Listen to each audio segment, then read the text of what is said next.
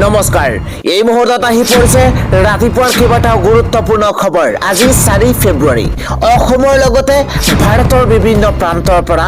ৰাতিপুৱাৰ কেইবাটাও খবৰ আহি পৰিছে এই মুহূৰ্তত জনাই আছো ৰাতিপুৱাৰ গুৰুত্বপূৰ্ণ খবৰ মিয়াক বাদ দি এবাৰ কোনো মানুহে ভোট নিদিয়ে কংগ্ৰেছক অসমীয়া যুঁজিবলৈ খাজু হৈছে মিয়া পাৰ্টিক আৰু আহিবলৈ নিদিবৰ বাবে অসমৰ মাটি বেদখল কৰি কোনো শান্তিত থাকিব নোৱাৰে এইদৰে পুনৰবাৰ খৰব হৈ পৰিছে মুখ্যমন্ত্ৰী হিমন্ত বিশ্ব শৰ্মা সদনত দিলীপ শইকীয়াক অপমান 8 গৰাকীকৈ সাংসদক নিলম্বন কৰা হৈছে এই মুহূৰ্তত জনাই আছো ডাঙৰ খবৰ সদনৰ মজিয়াত অপমানিত হৈছে সাংসদ দিলীপ শইকীয়া অধ্যক্ষৰ আসনত বহি থকা দিলীপ শইকীয়ালৈ কাগজ দলিয়াই অপমান কৰা হৈছে সদনৰ মৰ্যাদা ভংগ কৰি এবাৰ বিৰোধীৰ লজ্জাজনক কাণ্ড এটা ব্ৰেকিং নিউজ অধ্যক্ষৰ ওপৰত কাগজ দলিওৱাৰ অপৰাধত 8 সাংসদক সদনৰ পৰা নিলম্বন কৰা হৈছে ৰাহুল গান্ধীক কথা ক'বলৈ নিদিয়াৰ বাবেই বিৰোধীৰ এই কাণ্ড এটা ব্ৰেকিং নিউজ এই মুহূৰ্তত বিৰোধীৰ প্ৰতিবাদত দিনটোৰ বাবে স্থগিত ৰখা হৈছে সদনৰ কাম-কাজ অধ্যক্ষৰ আসনত বহি থকা দিলীপ শইকীয়ালৈ কাগজ দলিয়াই অপমান কৰা হৈছে আৰু তাৰ পাছতে সদনৰ মৰ্যাদা ভংগ কৰি বিৰোধীৰ লজ্জাজনক কাণ্ড এবাৰ অধ্যক্ষৰ ওপৰত কাগজ দলিওৱা অপৰাধত 8 সাংসদক সদনৰ পৰা নিলম্বন কৰা হৈছে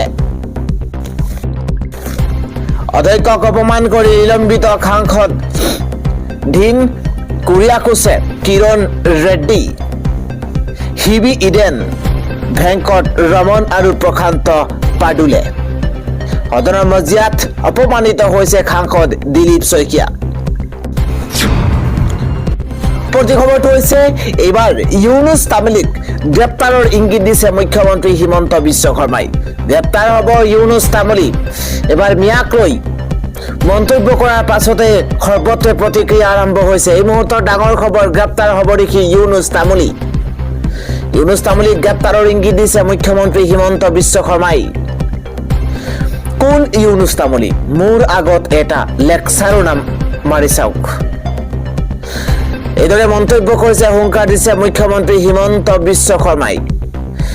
চৰকাৰ আহিব দিয়ক জেলৰ পৰা ৰাস্তাতেই ওলাব নোৱাৰিব এইদৰে হুংকাৰ দিছে মুখ্যমন্ত্ৰীগৰাকীয়ে ইউনুছ তামিলিৰ পাৰ্মানেণ্ট ঠিকনা জেল হৈ পৰিব উজনি অসমত চলিছে মিয়া খেদা অভিযান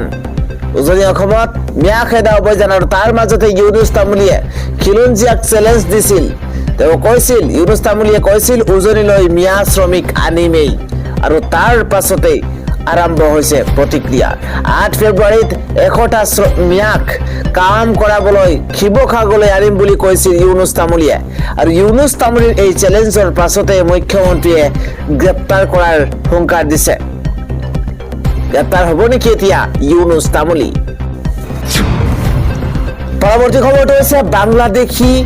মিয়া মুক্ত অসম গঢ়ি তোলক এবাৰ বাংলাদেশী মিয়াৰ ডিএনএ টেষ্ট কৰক প্ৰবীণ ভাই টুগাৰিয়াৰ অসম চৰকাৰলৈ এই আহ্বান এই মুহূৰ্তত বিগ ব্ৰেকিং নিউজ শীঘ্ৰেই অবৈধ বাংলাদেশী বিতৰণ কৰক অসম চৰকাৰে এই আহ্বান জনাইছে প্ৰবীণ ভাই টুগাৰিয়াই ভাৰতত বৃহৎ সংখ্যক সন্দেহযুক্ত বিদেশী আছে বাংলাদেশী চিনাক্তকৰণৰ বাবে ডিএনএ পৰীক্ষাৰ পৰামৰ্শ আগবঢ়াইছে টুগাৰিয়াই নথি পত্ৰতকৈ ডিএনএ টেষ্টৰ দাবী জনাইছে প্ৰবীণ ভাই টুগাৰিয়াই অসম চৰকাৰৰ যদি ডিএনএ মেচিন নাই মই দিম এইদৰে আহ্বান জনাইছে মই ডনেশ্যন দি ডিএনএ মেচিনৰ ব্যৱস্থা কৰিম এনআৰচিত নাম কৰ্তন হোৱা 10 লাখ লোকক ডিটেনশ্যন কেম্পলৈ প্ৰেৰণ কৰক 1951 চনৰ মুছলমান ভোটাৰসকলৰ বংশ ৰাজহুৱা কৰক 25 বছৰৰ বয়সতে জড়িত ৰাম মন্দিৰ প্ৰতিষ্ঠাৰ আন্দোলনত নিজকে চিকিৎসক বুলি দোহাই দিলে প্ৰবীণ ভাই টুগাৰিয়াই গুৱাহাটীত প্ৰবীণ ভাই টুগাৰিয়াই সংবাদমেল সম্বোধন কৰিছে আন্তঃৰাষ্ট্ৰীয় হিন্দু পৰিষদৰ সভাপতি প্ৰবীণ ভাই টুগাৰিয়াই এই মন্তব্য কৰিছে বাংলাদেশী মিয়া মুক্ত অসম গঢ়াৰ দাবী জনাইছে প্ৰবীণ ভাই টুগাৰিয়াই আন এটা খবৰ হৈছে মিয়া খেদিবলৈ ওলাই আহিছে সাধাৰণ জনতা এবাৰ ভাড়াঘৰৰ পৰা বিচাৰি আনি খেদা হ'ব মিয়াক এটা ডাঙৰ খবৰ পলিটিকেল বেকিং এবাৰ উজনিৰ পৰা মিয়া খেদিবলৈ ওলাই আহিছে সাধাৰণ জনতা দল সংগঠনৰ পাছতে খ লোক আহিছে মিয়া খেদিবলৈ এবাৰ নিস্তাৰ নাই কোনো মিয়া ওলাই যাব লাগিব মিয়া খেদা সংগ্ৰামক পূৰ্ণ সমৰ্থন জনাইছে খিলঞ্জীয়া জনসাধাৰণে উজনিত এটাও মিয়াক থাকিবলৈ নিদিও মিয়া থাকিব নোৱাৰিব ভাড়াঘৰৰ পৰা বিচাৰি আনি খেদা হ'ব মিয়া মানে চোৰ মিয়া মানে ডকাইত ধৰ্ষণকাৰী মিয়াক খেদিবই লাগিব মুখ্যমন্ত্ৰীৰ লগতে বিভিন্ন দল সংগঠনক ধন্যবাদ খিলঞ্জীয়াৰ এই মুহূৰ্তত এই খবৰটো পুনৰবাৰ জনাইছো এইবাৰ মিয়া খেদা সংগ্ৰামক পূৰ্ণ সমৰ্থন জনাইছে খিলঞ্জীয়া জনসাধাৰণে দল সংগঠনৰ পাছতে খ লোক আহিছে মিয়া খেদিবলৈ উজনিৰ পৰা মিয়া খেদিবলৈ ওলাই আহিছে সাধাৰণ জনতা উজনিত এটাও মিয়াক থাকিবলৈ নিদিও এই হুংকাৰ দিয়া হৈছে ভাড়াঘৰত কোনো মিয়া থাকিব নোৱাৰিব মিয়া মানেই হৈছে চোৰ ডকাইত ধৰ্ষণকাৰী মিয়াক খেদিবই লাগিব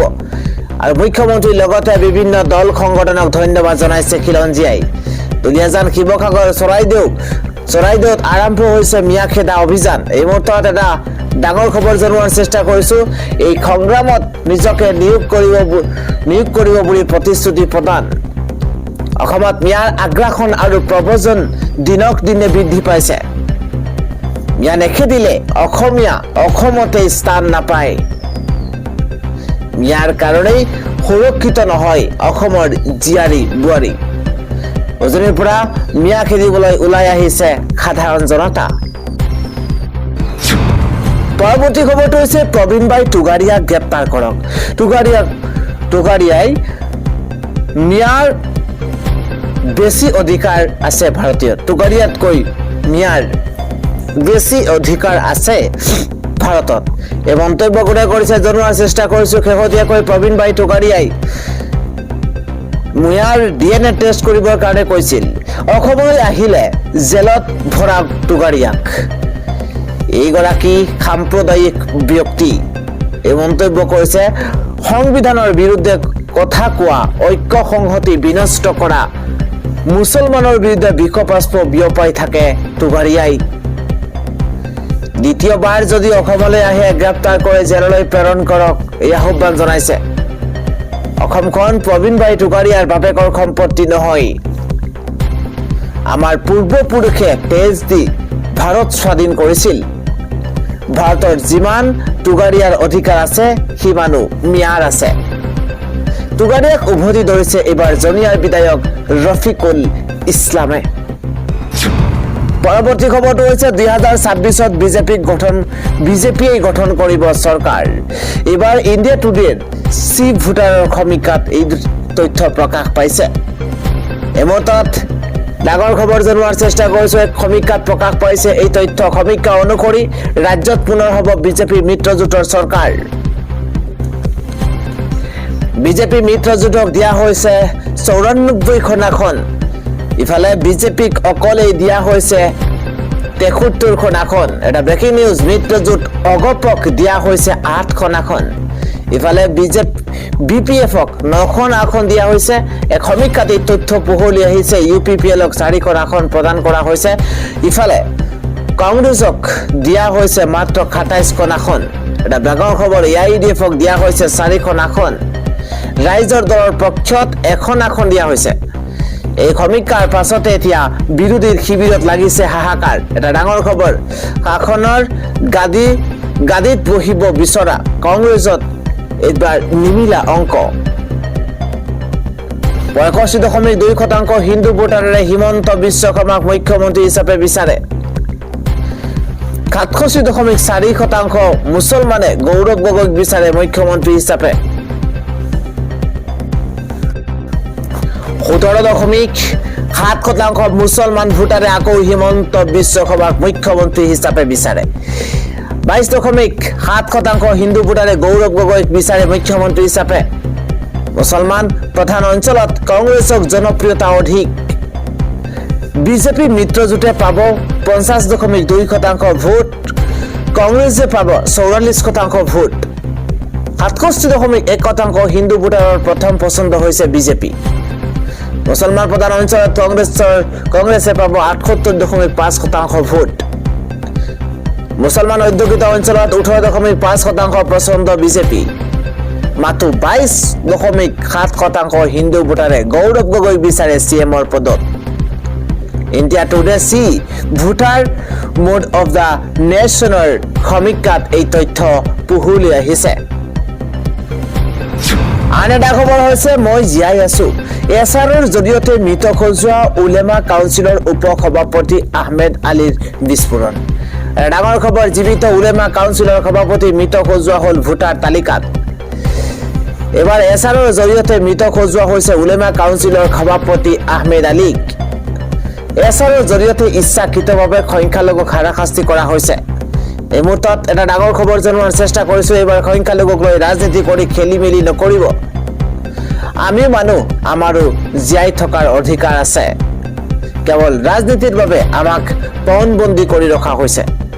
কেৱল এটা জাতিক হাৰাশাস্তি কৰা বন্ধ কৰক চৰকাৰে বাংলাদেশীৰ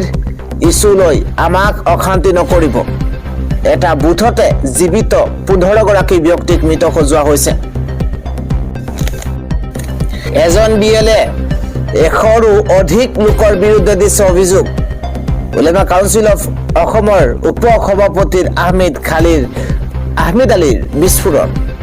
জীৱিত উলেমা কাউন্সিলৰ সভাপতি মৃত খোজোৱা হৈছে ভোটাৰ তালিকাত পৰৱৰ্তী খবৰটো হৈছে মিয়াক লৈ মুখ্যমন্ত্ৰী হিমন্ত বিশ্ব শৰ্মাৰ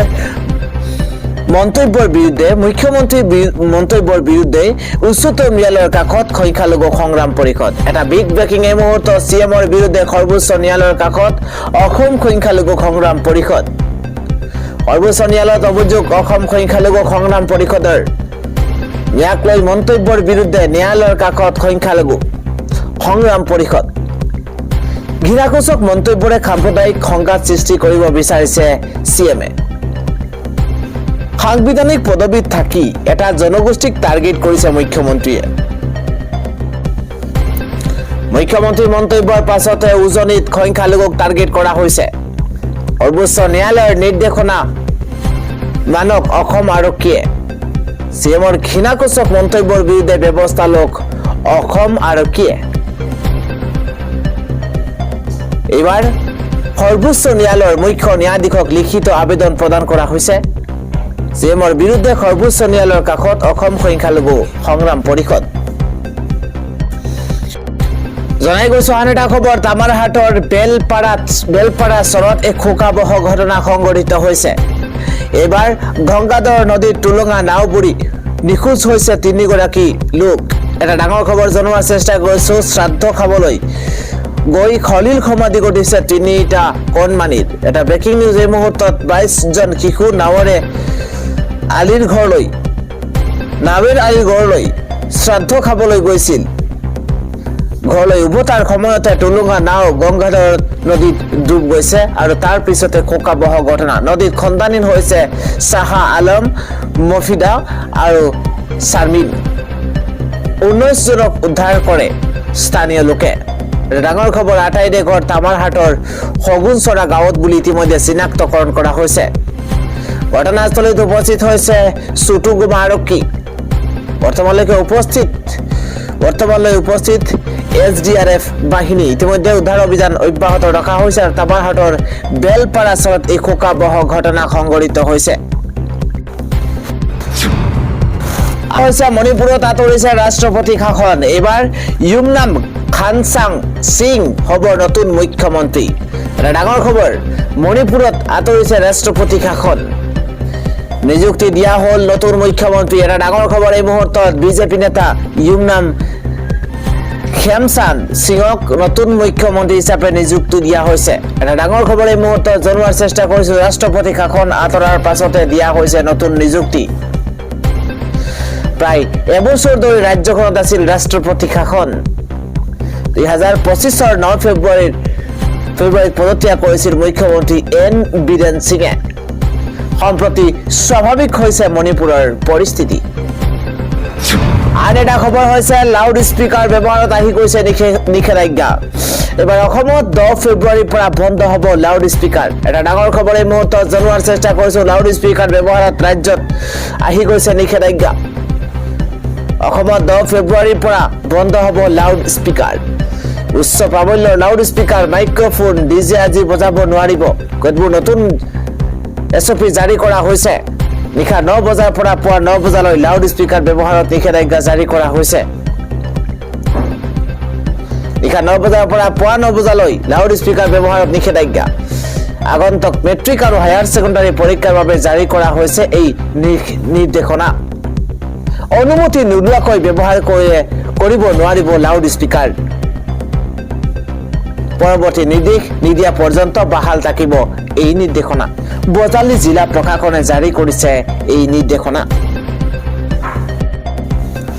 এটা খবৰ হৈছে পশ্চিমবংগক বাংলাদেশ বনাইছে মমতা বেনাৰ্জীয়ে ধুবুৰী দিল্লীৰ বিজেপি বিধায়কৰ বিস্ফোৰণ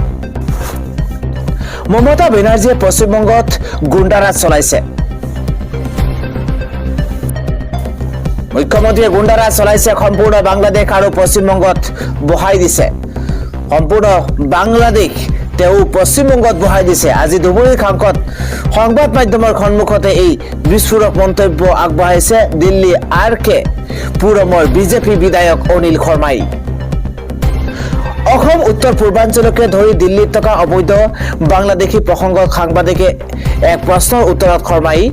শৰ্মাৰ স্পষ্ট উত্তৰ এই যে বাংলাদেশী দিল্লীতো অসমতো আৰু দেশৰ বহু অঞ্চলত আছে তেওঁলোকে ভুৱা নথিপত্ৰ বনাবলৈ চেষ্টা কৰিছে পূৰ্বৰ কংগ্ৰেছৰ চৰকাৰৰ দিনত কোনোবাই তেওঁলোকক সহায় কৰি নথিপত্ৰ বনাই দিছে এইবোৰ এতিয়া তদন্ত কৰা হ'ব যিসকল আমাৰ প্ৰকৃত মুছলমান ভাই তেওঁলোকৰ বাবে দেশ আৰু চৰকাৰখন বিৰোধী হ'ব নোৱাৰে তেওঁলোকৰ লগত আছে কিন্তু যিসকল বাংলাদেশী এই দেশখনলৈ আহিছে অবৈধভাৱে অনুপ্ৰৱেশ কৰিছে